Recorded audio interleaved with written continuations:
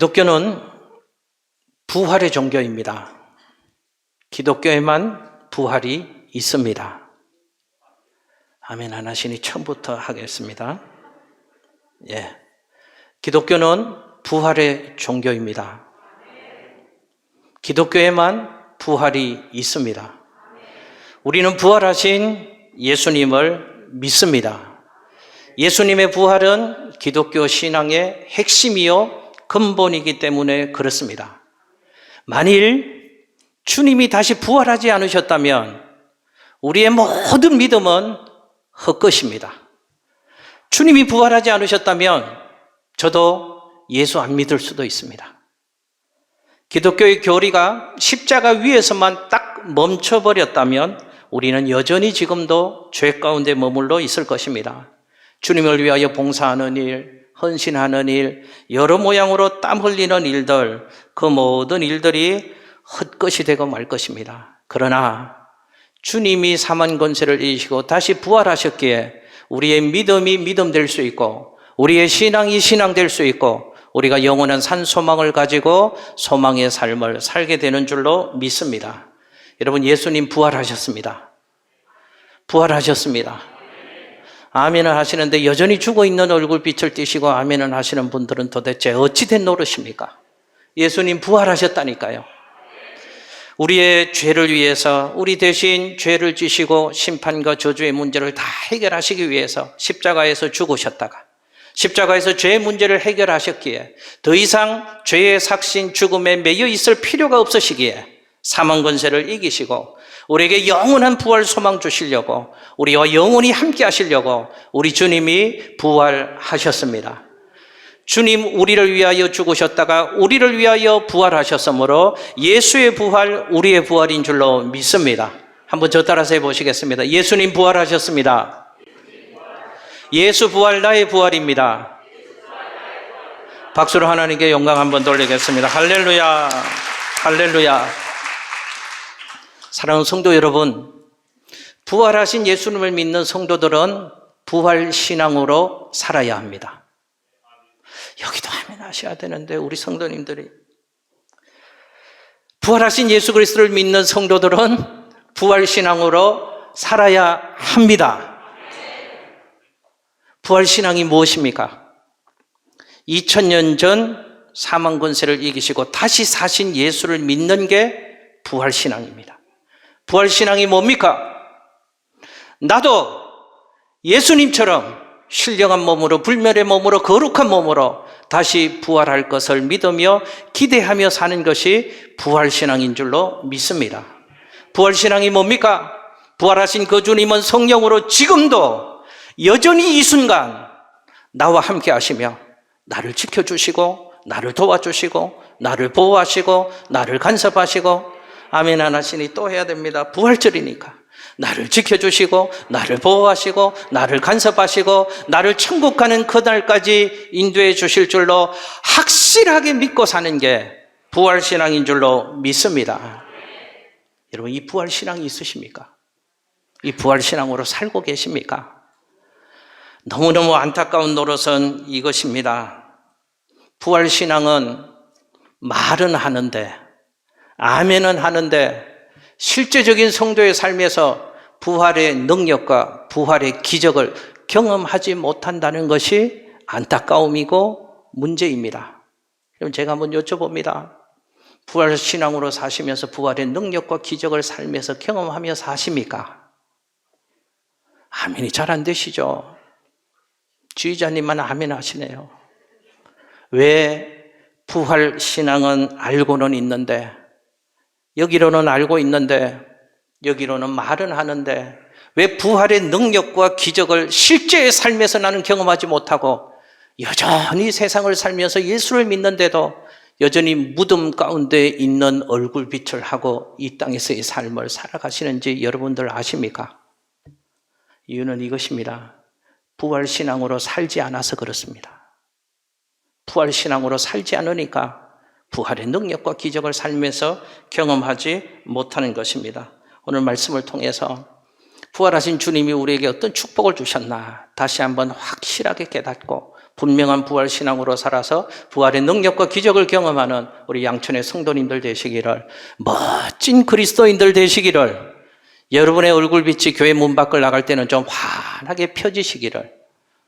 제가 말씀드려죠. 구기자를 드시면 얼굴이 구겨지지만 피자를 드셔야지 활짝 펴집니다. 피자도 드시고 부활의 주님이 우리에게 뭘 주셨나 확실하게 깨닫고 분명한 부활 신앙으로 승리하시기를 예수님 이름으로 축복합니다. 첫 번째요, 우리 부활하신 주님은 평강의 선물을 주시는 분이시다 하는 것을 오늘 성경 말씀을 통해서 알 수 있습니다. 여러분, 오늘 본문의 얘기가 안식 후 첫날 저녁 때 일어난 사건이다라고 이 본문이 일어난 시간을 기록하고 있습니다. 안식 후 첫날은 요즘으로 얘기하면 일요일, 주일 저녁입니다. 그 시간에 주님은 부활하셨습니다. 그런데 제자들은 두려움 가운데 문을 꽁꽁 잠그고 숨어 있었습니다. 왜요? 예수님을 십자가에 못 박아 죽인 저들이 예수를 따라가는 우리도 죽이지 않겠나? 우리도 붙잡아서 감옥에 넣지 않겠나? 불안을 주체할 수가 없었습니다. 그래서 숨어 있었습니다. 그런데 두려운 마음으로 숨어 있는 그 제자들을 부활하신 주님은 시공간을 초월해서 역사하시는 주님이시므로 제자들이 숨어 있는 그곳에 찾아가셨습니다. 그래서 19절에서 말씀하십니다. 부활하신 주님이 제자들에게 오셔서 첫 외치시는 일성이 이것입니다. 너희에게 평강이 있을지어다. 여러분, 그 상황을 한번 생각해 보십시오. 예수를 죽인 저들이 우리도 죽일 줄 몰라. 우리 잡히면 안 돼. 숨어 있어야 돼. 두려운 마음으로 숨어 있었습니다. 성경의 표현을 보니까 모인 곳들의 문들을 닫았다라고 표현합니다. 문들을 닫았다는 것은 무슨 뜻입니까? 문 하나만 걸어 잠근 게 아니다 그 말입니다. 외부로 통할 수 있는 모든 관계를 철저하게 차단했다는 것입니다. 모든 문들을 걸어 잠궜다는 것입니다. 지금 제자들의 마음의 상태가 어떠한가를 우리는 이 표현을 통해서 엿볼 수 있잖아요. 얼마나 불안했으면, 얼마나 두려웠으면 외부와 소통할 수 있는 모든 문들을 다 차단하고 철저하게 문을 걸어 잠그고 꽁꽁 두려움에 떨고 있었습니다. 그 제자들에게 주님이 찾아오셔서 말씀하십니다. 오늘 19절에서 말씀하시고 21절에서도 동일한 말씀을 주시고 26절에서도 동일한 말씀을 주십니다. 이렇게요, 너희에게 평강이 있을지어다. 할렐루야. 부활하신 예수님이 사랑하는 제자들에게 제일 먼저 선물해 주고 싶으셨던 것이 무엇이라고요? 평안을 선물해 주기를 원하셨습니다. 여러분, 여기서 평안은 히브리어의 말로는 샬롬이라는 뜻입니다. 샬롬. 너희에게 샬롬이 있기를 원한다. 너희에게 평강이 있기를 원한다. 여러분, 샬롬은요, 이 평안은요, 두려움을 넘어서는 평안입니다. 불안을 넘어서는 안정입니다. 그 평안을, 그 안심을, 안정된 마음을 주님이 제자들에게 주기를 원하셨답니다. 너희에게 평강이 있을지어다. 주님이 이렇게 말씀하시니까 그 다음 제자들이 어떠했다고 성경은 기록하고 있는가 하면 주님의 그 말씀을 듣는 순간 제자들이 기뻐했다고 말씀합니다. 너희에게 평강이 있을지어다. 평강을 주님이 선언하시니까 그 순간 제자들을 사로잡고 있던 불안과 공포와 두려움과 염려가 일순간에 떠나가 버렸다는 것입니다. 그들 마음에 하나님 주시는 기쁨이 있었다는 것입니다. 용기가 생겼다는 것입니다. 담대해졌다는 것입니다. 여러분 기억하십시오. 부활의 주님을 만나면 인생이 변화되는 줄로 믿습니다. 인생의 불안과 모든 공포와 염려는 죽음을 이기신 부활의 예수님을 만나면 해결이 되는 것입니다. 그러므로 부활의 주님을 반드시 만나는 신앙생활 하셔야 합니다. 여러분, 우리가 살고 있는 이 세상을 이렇게 표현할 수 있을 것 같습니다. 두려움이 지배하고 있는 현장이 우리가 살고 있는 세상이다. 이렇게 표현할 수 있습니다. 보십시오. 갖가지 염려와 근심과 두려움에 붙잡혀 헤어나오질 못합니다. 건강에 대한 두려움이 있습니다. 코로나 걸리면 어떡하지? 여러분 한번 해보실까요? 마스크를 한번 벗어보시겠습니다. 아니. 벗지 마세요. 못 벗습니다. 두렵잖아요. 어떻게 걸릴까? 암에 대한 공포 두려움이 있습니다. 당뇨에 대한 공포 두려움이 있습니다. 비만에 대한 공포 두려움이 있습니다. 저도 먹고 싶은 거 마음껏 못 먹습니다. 좀만 먹으면요, 안 됩니다. 두려움이 있습니다. 여러분, 불확실한 미래에 대한 염려가 있잖아요. 학생들은 진학에 대한 두려움, 취직에 대한 두려움, 결혼에 대한 두려움, 각종 사고와 재난으로부터의 두려움, 환경에 대한 두려움, 갖가지 두려움 속에서 우리는 살아가고 있습니다. 그래서 그런지 요즘 홈쇼핑을 가끔 보면요, 이름도 알 수 없는 보험 상품이, 옛날에는 없었던 보험 상품이 굉장히 발전되잖아요. 저희 아들 군대 갈 때가 되어서 그런지 이런 보험이 눈에 띄더라고요. 군대 가는 자녀를 위한 보험도 있더라고요. 다치면 그렇게 해주겠다는 것이죠. 무슨 뜻입니까? 우리가 살고 있는 이 세상은 불안하다는 것입니다.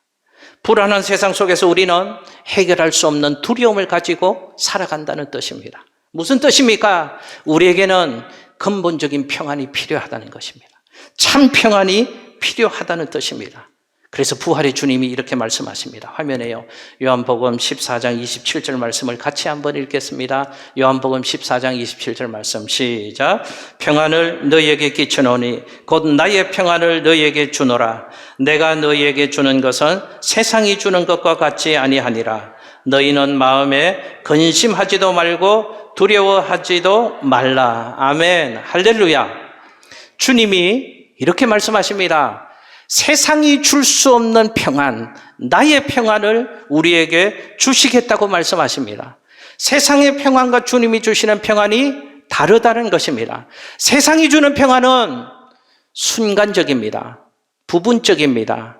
진통제와 같습니다. 마취제와 같습니다. 그러나 주님이 주시는 평안은 완전한 평안이고 영원한 평안이라는 것입니다. 환경을 초월하고 죽음의 두려움을 극복하는 그 평강을 누가 주신다고요? 주님이, 부활하신 주님이 우리에게 주시겠다는 것입니다. 요한복음 16장 33절 말씀도 함께 읽어보실까요? 화면에 읽습니다. 시작. 이것을 너희에게 이르는 것은 너희로 내 안에서 평안을 누리게 하려 함이라. 세상에서는 너희가 환난을 당하나 담대하라. 내가 세상을 이기었노라. 아멘. 할렐루야. 그럼 저는 저 말씀을 묵상하고 읽을 때마다 좀 이해 안 되는 게 있습니다. 세상을 살면서는 뭐가 있다고요? 환난이 있답니다. 이렇게 생각하지 마십시오. 예수 믿는데 나 열심히 신앙생활하는 환난 있을 수 있다고 주님이 말씀하시잖아요. 그런데 또 약속을 해 주십니다. 환난 많은 세상을 살지만 뭐 하라고요? 담대하랍니다. 이유가 무엇입니까? 세상을 이기신 주님이 주시는 평안이 우리에게 있으므로, 주님이 세상을 이기셨던 것처럼 환난 많은 세상을 살아가는 우리도 세상을 이길게 하실 것이므로 담대하라 라고 주님이 우리에게 말씀하시는 것입니다. 여러분, 주님이 주시는 저 평안을 누가 누릴 자격이 있는지 아십니까? 세례받은 자를, 부활하신 예수를 믿는 자들은 주님이 주시는 저 평안을 누린 충분한 자격이 있는 것입니다. 축복합니다. 우리 모두 부활의 주님이 주시는 이 평안, 참 평안, 근본적인 평안, 진정한 평안, 영원한 평안을 그리스도 예수 안에서 이 험한 세상 살아가면서 날마다 누리게 되시기를 예수님 이름으로 축복합니다. 두 번째, 부활하신 주님이 주시는 선물은 성령의 능력을 주신다고 우리에게 약속을 하십니다. 평안을 선물해 주신 주님께서 곧바로 제자들에게 숨을 내쉬면서 하신 말씀이 있습니다. 성령을 받으라 라고 말씀하십니다. 숨을 내쉬면서 성령을 받으라고 말씀하셨다는 것은 그냥 권고하는 뜻이 아닙니다. 성령 받아야 돼, 성령 꼭 받아야 돼, 이 정도로만 권면하는 말씀이 아니고 주님께서 친히 성령을 선물로 주셨다는 것을 성경은 우리에게 말씀하십니다. 여러분, 왜 그랬을까요? 왜 주님이 불안과 두려움에 숨어있고 떨고 있는 그 제자들에게 왜 성령을 주셨을까요? 그 해답이 사도행전 1장 8절의 말씀입니다. 화면에 사도행전 1장 8절 말씀을 함께 읽겠습니다. 시작. 오직 성령이 너희에게 임하시면 너희가 권능을 받고 예루살렘과 온 유대와 사마리아와 땅끝까지 이르러 내 증인이 되리라 하시니라. 아멘. 할렐루야.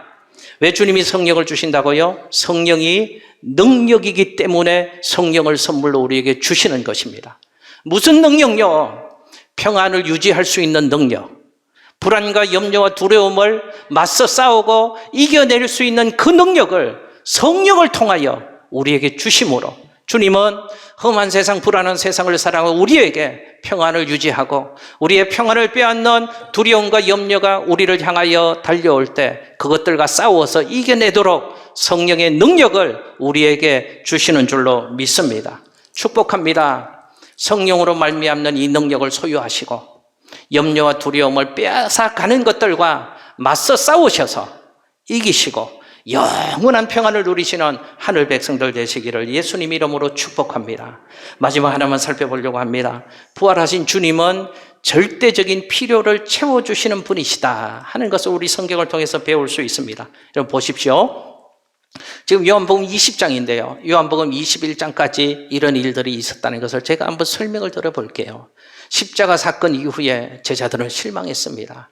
낙심했습니다. 두려워했습니다. 그래서 각자의 고향으로 가서 물고기를 잡았습니다. 제자들이 갈릴리 바다에서 밤새도록 그물질을 했지만 물고기 한 마리 얻지 못하고 동투하는 새 아침에 낙심한 마음을 안고 빈 그물만 끌어올리고 있었습니다. 그때 부활하신 주님이 낙심한 제자들을 찾아가십니다. 그리고 요한복음 21장 5절 말씀에서 이렇게 물으십니다. 같이 한번 읽으실게요. 시작. 예수께서 이르시되 얘들아 너희에게 고기가 있느냐? 대답하되 없나이다. 제자들은 너희에게 고기가 있느냐 물으시는 주님의 질문에 없다고 대답합니다. 그래서 주님이 제자들에게 다시 말씀하십니다. 배 오른편에 그물을 던져라. 그물을 던졌더니 그물을 끌어올릴 수 없을 정도의 많은 물고기가 그 그물에 걸렸다 하는 것입니다. 여러분 귀한 진리 하나를 우리 또 발견할 수 있습니다. 부활의 주님이 실패한 우리의 삶의 현장에 찾아오시면 우리의 빈 그물이 가득 채워지게 되는 것입니다. 여러분 여기서 우리는 주님이 제자들을 향하여 물으셨던 한 가지 질문의 마지막으로 귀를 기울이려고 합니다. 주님이 이렇게 물으셨습니다. 너희에게 고기가 있느냐? 너희에게 고기가 있느냐? 여러분 화면에 보시면 여기서 고기라고 하는 헬라어는요 프로스파기온이라는 헬라어를 사용을 합니다. 근데 신약 성경의 대부분 전부는 물고기라는 그 단어를 헬라어로 익투스라는 헬라어를 사용하고 있는데 주님이 여기에서 단 한 번 유일하게 아주 특별하게 고기라는 단어를 프로스파기온이라는 단어를 사용하고 있다는 것입니다. 이것은 실제적인 물고기를 뜻하는 것이 아니고 절대적인 필요를 의미하는 것입니다. 주님이 너희에게 물고기가 있느냐 그 물음하시는 게 아니고 너희들의 절대적인 필요가 채워져 있느냐 이 질문을 하시는 것입니다. 여러분 여기 물고기를 영어 성경에 보면 어떤 영어 성경에는 fish, 물고기로 번역을 해놓은 성경도 있습니다. 그러나 영어 성경이 몇 종류가 있는데요. 권위 있는 영어 성경 번역본인 킹 제임스 버전에 보면 저 물고기를 meat 또는 food, 음식 이런 형태로 번역을 했습니다. 여러분 그것이 원문에 훨씬 더 가까운 번역입니다. 무슨 뜻인가? 주님이 이 질문하신다 그 말입니다. 너희에게 고기가 있느냐? 이 질문은 진짜 생선이 있느냐? 이 질문하시는 것이 아니고 너희들의 생존을 위하여 필요한 것이 있느냐? 절대적으로 너희 인생에 꼭 있어야 되는 것 그것이 너희에게 있느냐라고 주님이 질문하시는 것입니다. 너희 인생에 고귀한 것, 너희 인생에 가치로운 것, 너희 인생에 절대적으로 필요한 것 그것이 너희에게 있느냐? 라고 주님이 물으셨습니다. 그 질문에 제자들은 없다고 대답을 했습니다. 그런데 부활의 주님이 그들 인생에 찾아가시니까 없는 그 문제가 해결이 되어지더라 하는 것을 주님이 말씀하시는 것입니다. 여러분 기억하십시오. 우리 삶의 모든 절대적인 필요는 우리의 땀 흘림으로만 거두어 드리는 것이 아닙니다. 근본적으로 부활의 주님이 우리에게 주셔야 합니다. 부활의 주님이 우리에게 주셔야지 주님 주신 그것을 우리는 거둘 수 있고 얻을 수 있고 누릴 수 있는 것입니다. 제자들이 그물을 거두고 육지로 올라옵니다. 빈 그물이었던 그들이 끌어올릴 수 없을 정도로 많은 물고기를 잡아서 그 그물을 다 정돈해서 이제 육지로 올라옵니다. 근데 육지로 올라왔더니 신기한 일이 요한복음 20장 21절에 기록되고 있습니다. 육지로 올라와 보니까 이미 예수님이 숯불을 피워놓고 생선을 굽고 계십니다. 저 혼자 해석하기에 여기서부터 숯불고기의 출발이 시작되지 않았나. 혼자 생각했습니다. 주님이 혼자 해변가에서 숯불을 피워놓고 생선을 굽고 계신다는 것입니다. 그러면서 주님이 제자들에게 질문하십니다. 너희가 잡은 생선을 가져오라고 말씀하십니다. 주님이 굽고 계신 그 생선은 제자들이 잡은 생선이었나요? 아닙니다. 제자들이 그 생선 잡으려고 밤늦도록 수고했지만 한마디로 못 잡았는데 주님이 주셔서 얻은 것을 다 얻고 해변가로 와보니까 주님은 이미 해변가에 숯불을 피워놓고 물고기 생선을 굽고 계시더라 하는 것입니다. 주님은 이 상황을 제자들이 체험하게 하시면서 우리가 요한복음 20장 21절의 성경 얘기를 영화처럼 지금 보게 하시면서 우리에게 주시는 중요한 교훈 하나가 있습니다. 너희들의 절대적인 필요, 너희들의 프로스파기온, 이것은 너희가 만들어가는 것이 아니고 내가 준비하여서 너희들에게 주는 것이다. 이 사실을 주님은 지금 영화처럼 우리에게 교훈하고 계십니다. 잊지 마십시오. 부활하신 주님과 날마다 동행하는 삶을 살아가면 부활하신 주님께서 우리 삶에 필요한 그것, 절대적으로 있어야 되는 그것, 프로스파기온을 채워주시고 해결해 주시고 공급해 주시는 줄로 믿습니다. 말씀 정리합니다. 부활의 축복을 받은 우리 어떻게 살아가야 될까요? 부활의 축복을 누리며 살아가야 합니다. 부활을 기억하고 말하는 것으로만 그치지 마십시오. 부활의 주님을 신뢰하십시오. 부활의 주님과 동행하는 삶을 살아가시기를 예수님 이름으로 축복합니다. 또 하나, 부활의 축복을 받은 우리는 어떤 삶을 살아야 될까요? 부활의 축복을 나누며 살아가야 됩니다. 부활의 진리를 몰라서 아직도 세상 가운데 저렇게 살아가고 있는 그들에게 부활이 있다고 소리쳐야 합니다. 부활의 진리를 모르고 아직도 죽은 것 같은 모습으로 세상에서 허락된 삶을 살아가는 그들에게 부활의 주님이 계시다는 것을 반드시 얘기해 주어야 되고 그들도 부활신앙으로 살아가는 하나님의 사람이 되게 해야 합니다. 다음 주일이 해피데이입니다. 여러분들 부활의 증인 되시기를 예수님 이름으로 축복합니다. 우리가 해야 할 게 있습니다. 기도하는 것, 작정하는 것, 전도하는 것, 초청하는 것은 여러분이 하셔야 되는 것입니다. 제가 해야 될 게 있습니다. 복음을 잘 전하는 것입니다. 그러면 주님이 하실 것입니다. 그들 마음에 감동 주시고 감아주시고 믿기로 작정된 영혼들은 주님 품으로 돌아오게 하는 구원의 역사를 주님이 이루어 주실 줄로 믿습니다. 한 주간 기도하시고 작정하시고 초청하시기를 바랍니다. 여러분, 종교교육을 했던 마틴 루터가 이런 말을 했습니다. 화면에 한번 보실까요? 봄철이 되어서 새롭게 움트는 쌍마다 꽃잎마다 주님께서 부활의 약속을 새겨 놓으셨다. 여러분, 올림픽 대로를 다니실 때 노랗게 핀 개나리 보셨나요? 부는 꽃들을 보셨나요? 저희 교회 마당에만 카페 앞에 보시면 노란 산수유가 노랗게 피어져 있습니다. 겨울이 우리 그렇게 생각했잖아요. 죽은 것 아닌가? 살 수 있는 기미가 도무지 보이지 않는데 때가 되어지면 싹이 나고 움이 트고 꽃들이 피더라고요. 여러분, 제가 한번 여쭤봅니다. 왜 그렇습니까? 그 안에 뭐가 있으니까요? 생명이 있으니까요. 우리 안에 예수의 생명, 부활의 생명이 있습니다.